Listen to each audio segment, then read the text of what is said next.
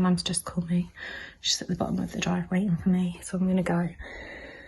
I'll let you know what happens, even though I'm absolutely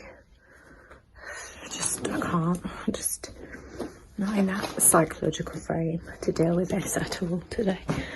Anyway, I love you, bye.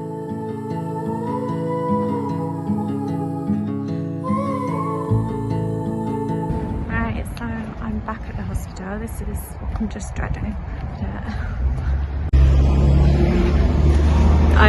When I started this year, I could never have believed that I'd be just coming here like so frequently, that I'm sick and I could die, and really horrible emotions I'm going through today.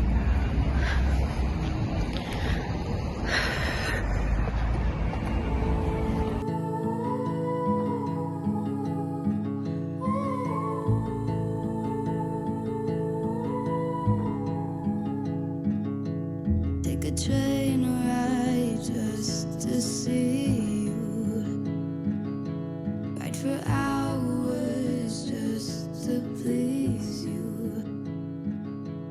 You don't know how much I need you, 'cause you're my home. So it's the day after I was told that my cancer isn't curable. And I already know that I'll be lucky if I get to 2 years. I already know that. I'm sorry, I'm shaking. Yesterday, Dustin took the day off so that he could be with me. Sorry, let me deal with cuddles. So Dustin spent a lot of time with me yesterday. I wanted to break up with him because I wanted to set him free. I wanted to I'm like, I can't be with you, or everything we planned and all the dreams, and just to even live with him isn't gonna happen now, and that's the hardest thing. And then he reached out to my mum saying she's trying to get rid of me now because it's just so painful, and I don't want him to waste what years he's got left, you know. I don't think that's fair of me, and but this morning I'm trying to Google success stories where people have lasted 5-6 years with cancer that has spread to multiple locations, like their liver, their lungs, their bones, and they're still alive 6 years on. But I know it's really rare, and I want to make a mood board with those comments of people that have survived, that have not survived, but you know, have extended their life past initial diagnosis of being told you've only got a year to live. I don't need the professionals to tell me how long I have. I know that I will be lucky to make 2 years with my diagnosis. I already know that. I even know, I think I'd be lucky if I make another year. But as my mum has said as well, and Dustin keeps saying, you haven't started your treatment, you don't know if it'll be successful. You may, you know, the chemo may destroy it and, you know, push it back and hold it back for a while. So yesterday they said that they would put me on a chemo medication, a tablet, which I would have to take every week, and I can do it from home. To see you, ride for hours just to please you. You don't know. I feel so hurt. I feel so hurt. I feel like life is so cruel. I feel like my life I've kind of battled, and I've had a history of battling with depression and anxiety and myself and hating myself my whole life. And you know, bad relationships of not very nice people criticising me, and then I finally meet someone who made me feel accepted and loved and important and valued and that I could just naturally interact with, you know, because I struggle with people and I'm very quiet. A conversation is awkward for me, and then I found somebody who accepts me, and I just feel like from the outset, within months of us both writing to each other when he was in prison in Idaho, within months we were talking about marriage. We just knew, and it felt like there was so many signs, and then it's like he gets cancer. And we go through that, and I thought he was gonna die because they were leaving it so long, and he was telling me it had spread. And I thought I was going to lose him, and it was so painful. And then he comes out and it's like, he survived it, he got through it. And then it's like, we get through that, and then I've got cancer and it's not even treatable anymore. It can't be cured. It's going to kill me. I've probably only got a few years left. And it feels like such a cruel thing to do to two people, is give two broken people, which we both were, to give them hope, to let them find love and acceptance with each other. We both say how we feel we are accepted by each other and loved, and that we can talk about anything. And then to just take those two people away from each other in such a cruel way. It's so cruel. It is so cruel. And people say you should have God and faith. And this is where I start questioning, what is God when this happens? Like, I question it.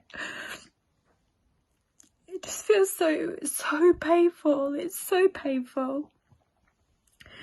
And then I'm dealing with, like, I keep looking back at videos of Clara that I took that are on YouTube and going back to her, and I treasure those memories so much. I treasure them so much, and it's just, I've already feel like I know when I'm in those last few weeks, when I'm so ill and receiving palliative care, I could just see myself with my little mobile phone and watching videos of Clara and Dustin and our memories, and I just want to carry those through to the next life, if there is one. God, I'm just a mess today. Oh, so Dustin sent me flowers and they came today. Look at that. Oh, that's so beautiful. It's just...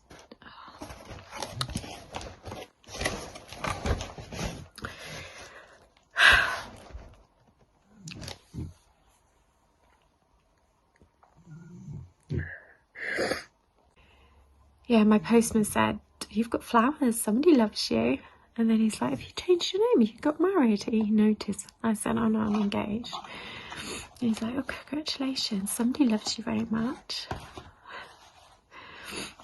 I'm struggling this morning.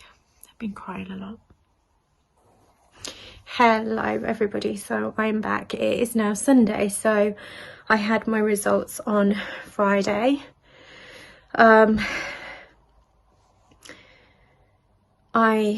I've had a cold and a cough for the past week and a half, which, you know, quite a few of us have got at work. My breathing has definitely been more heavy this weekend. Dustin's like, you should go and get an inhaler, and he's right, because I used to have childhood asthma, and in my adulthood, when I've had chest infections, they've given me an inhaler to just help my airways and everything. So I am going to try and get hold of the doctors tomorrow and ask for that. But I just wanted to check in and say where I'm at now and how I'm feeling. So Dustin took Friday off. He didn't take it off, he swapped his shifts so that he could be there and support me with whatever the results were going to be. And he was amazing. Clara was going to her dad's because it was her weekend with her dad anyway. And so Dustin was really good. He stayed with me and we spoke, and my initial shock wanted just to let him free and for him to go and live his life. And he was like, no, that's cruel, Sarah, that's cruel, because I love you and I'm in love with you. And that's just cruel, and I want to be there until the end, however, whatever, how much time. And then we watched a movie. We chatted first and watched a movie into the early hours, although I kept falling asleep, and I fell asleep on him. And it just brought me comfort to have him there. It just, even though he's not like there physically, he is still kind of there, and I can see him and talk to him. Saturday, I kind of just started trying to find success stories and comments and stuff, and several people reached out to me, you know, trying to send me links where people have had a success in, you know, becoming NED, so it's not detectable on scans and everything, with stage 4 cancer. And that's what I've got to try and focus on. Also Dustin, because he was working last night, but we spent 5 hours together just talking. Our conversations were so dark but deep and very spiritual. And you know, I'm not going to repeat what we were talking about, because I think it's, if anybody else heard it, it just sounds like bizarre and far-fetched and everything. But it's almost like we have always felt that instinct from the very outset of talking. Within a month I knew that I really liked him, and within 3 months we were talking about getting married, which is insane. You chat to somebody online who's a prisoner and you're talking about getting married when they get out and stuff, and they're in a completely different country, having just served 10 years in prison. It's just crazy. But there were so many signs in our relationship, so many signs. And even when he got out, and we went through such horrible times when he got moved to the feds, and with his cancer diagnosis, thinking I was going to lose him, that he was going to die. And now it's like I've got cancer, and it's like, it's so weird. We kind of feel like the universe made us find each other and pushed us together because I would have doubts. I would be like, no, you know, my doubts came from, really, are we really meant to be? I don't know, because I'm such a negative person anyway. Sometimes I would question things, even though I knew in my heart that it was real, what I felt. I know, I was always looking for extra signs, and there was so much. And now it just feels like we're being put, that there's always just horrible obstacles in the way. And it goes to that theory of good versus evil, if you believe in that, in the universe. And a spiritual warfare, and that's kind of where our conversation went. So I completely understand that some people would be like, oh, that's just nonsense and rubbish, but for us, that's what we were talking about last night. But remember we were talking about scriptures for healing and protection. So I'm going to go through a couple of these. There's 1, 2, 3, 4, 5, 6, 7, and I'll say them slow so you can write them down. Or I'll just say them, I'll read them to you, and then I'll screenshot it, okay? And then you can have them too, and you can look them up and study them if you want. And you can write them down and put them on sticky notes and put them somewhere and pray them over me and you. And yeah, here are some New Testament Bible verses about healing and protection. So Psalms 147, verse 3. He heals the brokenhearted and binds up their wounds. Speaking of Jesus, he heals the brokenhearted and binds up their wounds. He heals my broken heart and binds up my wounds. That's how it would be prayed. Jeremiah chapter 17, verse 14. These are Old Testament. Heal me, Lord, and I will be healed. Save me, and I will be saved. James, it's a New Testament. It's towards the end. Chapter 5. Verse 14 through 15. The prayer offered in faith will make the sick person well. 1 Peter chapter 2, verse 24, by his wounds you have been healed. And I was kind of telling you about by his stripes we are healed, because he went to the cross for everything. Isaiah chapter 40, verse 29, he gives strength to the weary and he increases the power of the weak. Psalms 121, 5 through 8, the Lord watches over you. The Lord is your shade at your right hand. The sun will not harm you by day, nor the moon by night. Matthew 10, 1, Jesus called his 12 disciples to him and gave them authority to drive out impure spirits and to heal every disease and sickness. And that separated him from a dead God, because it was with power and authority. And then all through the New Testament, it speaks of having power as a believer and exercising it. It's a book of power. It's a book of peace. It's a book of healing. But yeah, I thought I would share them with you. I'll do you a little screenshot in a minute. And I hope you can get up and feel like you're more than a conqueror, not just a conqueror, more than a conqueror. And I'm going to pray for us here soon. And I would love to do that this morning when we talk. So she basically said the tablets, so the chemo tablets, are excellent, minimal side effects, fatigue and mild immunosuppressant, but body will adjust. Depending on its subtype, we'll treat accordingly, and they were scanning 3 months to see progress. But sounds like it's early and they may have caught in time. On my tablet, my tumours multiple have shrunk and disappeared in lungs, but it's also in my bones. Yes, it's very stressful in the beginning, as prognosis may improve, but you have to wait to see how you respond to treatment. I'm so glad they're moving quickly for you. Lots of love. Life is quality, not quantity. And she said, try to do something. You love every day for now.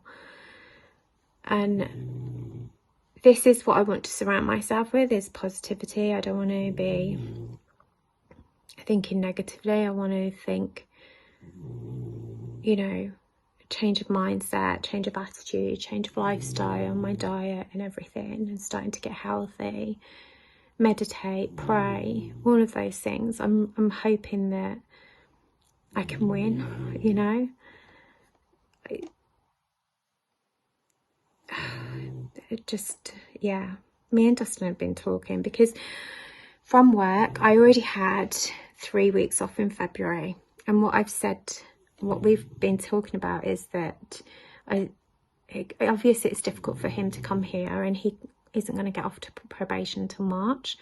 So depending on how I feel in myself health wise, we have been talking about seeing each other in February. It wouldn't be a long trip. We're talking like 7-8 days. And I want to take Clara, and because Clara's going to be 16 as well. She's turned 16 in February.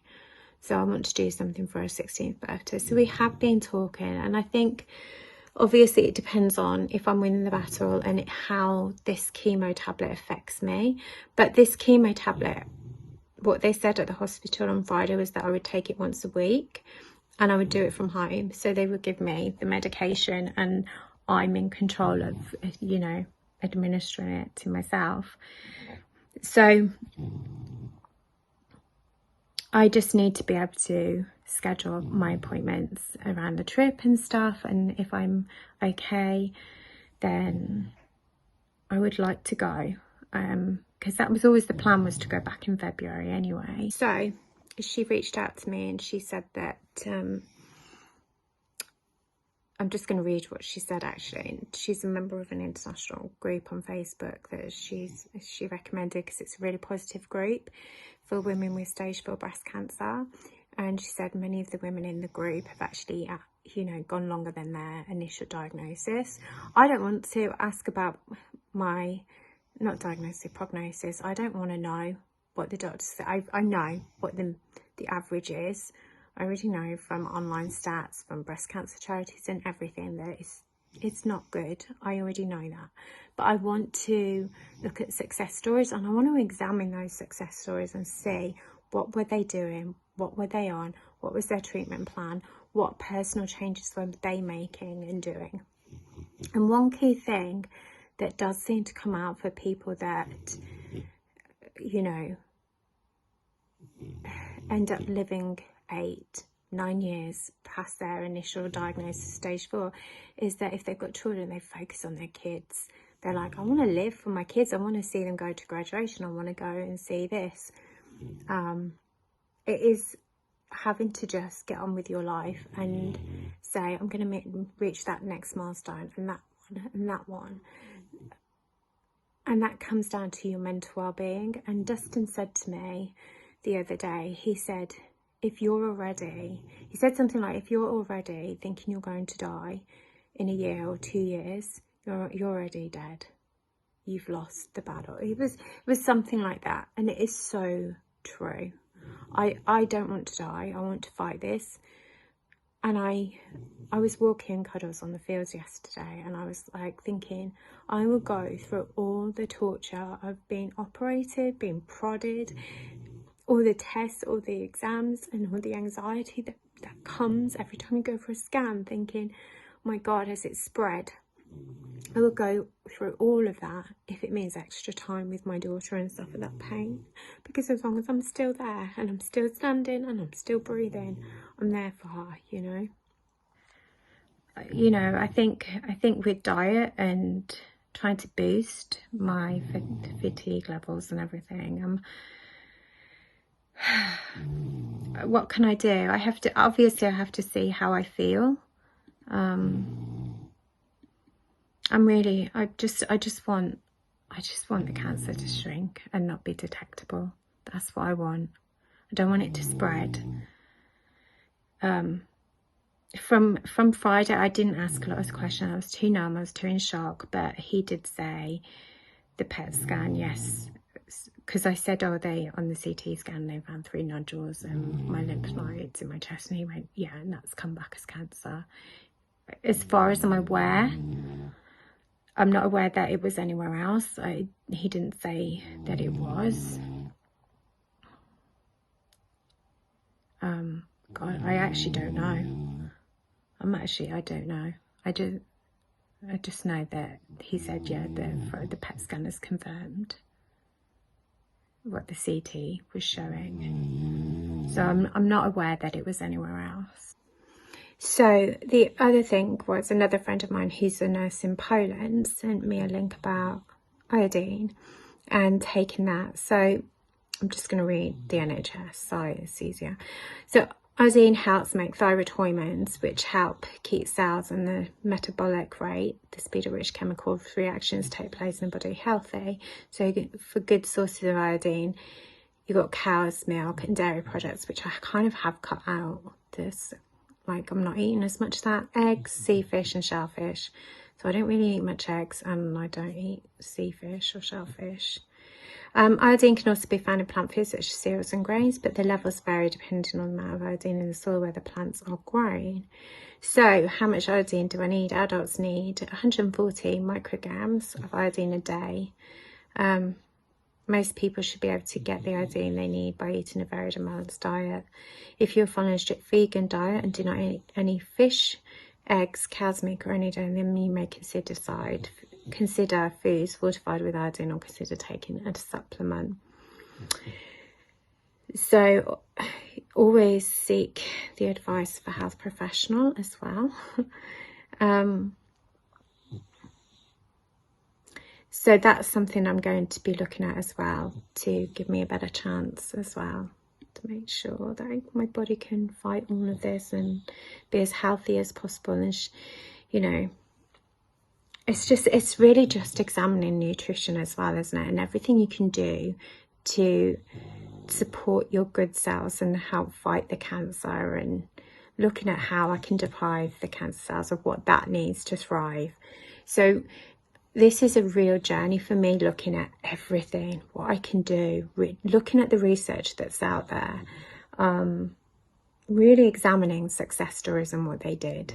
I think that is really key, the ones that live long. What is it that they're doing? Because I'm not ready to die yet. I don't want to die in the next year or 2 years. I want to get to that 5-year point where, you know, it's like, if I get to 5 years, it's like, well, you're doing something right. I want to be that person. I want to live as long as I can, and I want to be there for my daughter as long as possible. I definitely want to see my daughter hit her 20s. That's my goal, you know, and we're 4.5 years off that. So yes, so anybody that's watching this that has been through stage 4 cancer, and you know, if you're living past your prognosis, what did you do, what has worked for you, you know, please leave that in the comments, because it's so helpful for the rest of us to really examine what actually works, what is good at helping. And I definitely think that changing diet and, you know, keeping fit is key as well. So that's where I'm at today on Sunday. I'm coping a little bit better today. I'm less emotional. I haven't cried today. I cried a lot yesterday, just randomly crying, especially with Dustin. Like, he'd say something and I'd be like, I was right state. And Friday, when Clara left, I just screamed. And I went, fuck you, cancer, fuck you. As soon as she left for her dad's, I was so broken. So broken.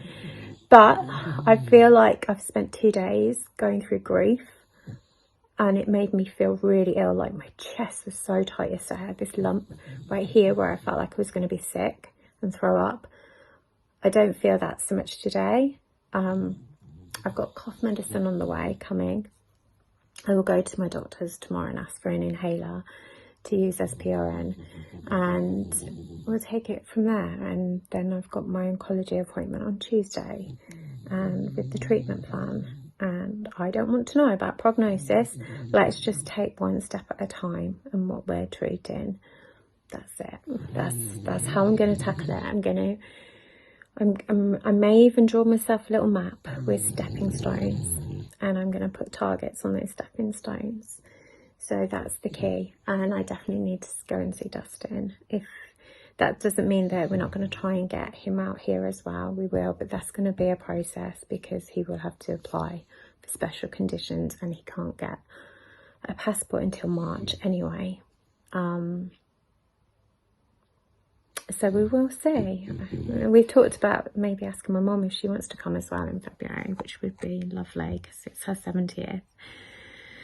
So yeah, we'll take it from there.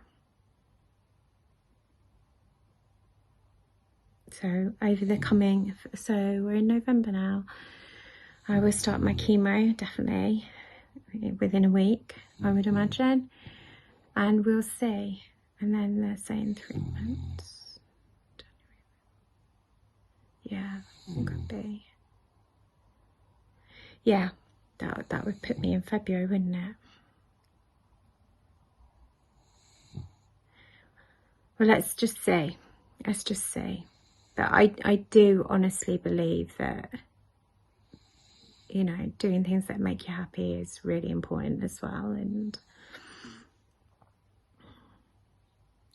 got to live life, haven't you? You've just got to live life to the fullest and fight it. And yeah, I'm going reflective, sorry. For the train ride home, I hope to make you my own.